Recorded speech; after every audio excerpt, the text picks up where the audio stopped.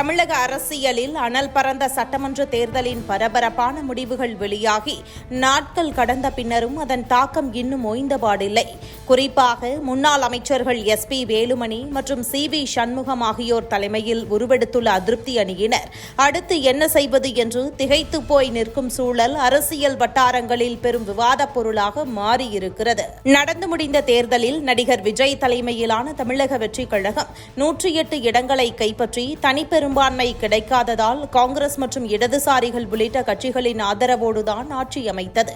புதிய அரசு சட்டமன்றத்தில் தங்களின் பலத்தை நிரூபிக்க வேண்டிய மிக இக்கட்டான கட்டத்தில் அதிமுகவின் CV சண்முகம் மற்றும் SP வேலுமணி ஆகியோரின் வழிகாட்டுதலில் சுமார் 25 அதிமுக சட்டமன்ற உறுப்பினர்கள் தாவேக அரசுக்கு ஆதரவாக வாக்களித்தனர். இப்படி தாவேக அரசை இக்கட்டான சூழலில் காப்பாற்றியதற்கு கைமாறாக இந்த அதிருப்தி அணிக்கு புதிய அமைச்சரவையில் மிக முக்கிய பங்குகள் கிடைக்கும் என்ற பலத்த எதிர்பார்ப்பு நிலவியது.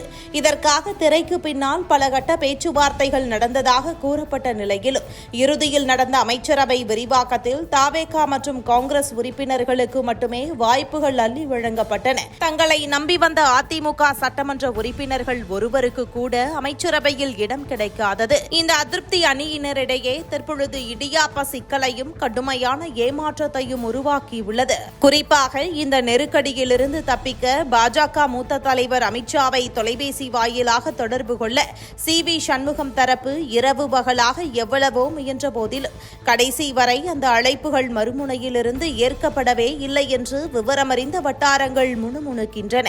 தொலைபேசியில் பேச முடியாத விரக்தியில் டெல்லிக்கு நேரடியாகவே சென்று பிரதமர் நரேந்திர மோடி மற்றும் அமித்ஷா ஆகியோரை நேரில் சந்தித்து நிலைமையை விளக்க சண்முகம் தரப்பு நேரம் கேட்டு போராடியுள்ளது. ஆனால் அங்கிருந்தோ இன்னும் 1 மாத காலத்திற்கு டெல்லியை தொந்தரவு செய்ய வேண்டாம் என்ற கராரான பதிலே மிஞ்சியதாக தெரிகிறது.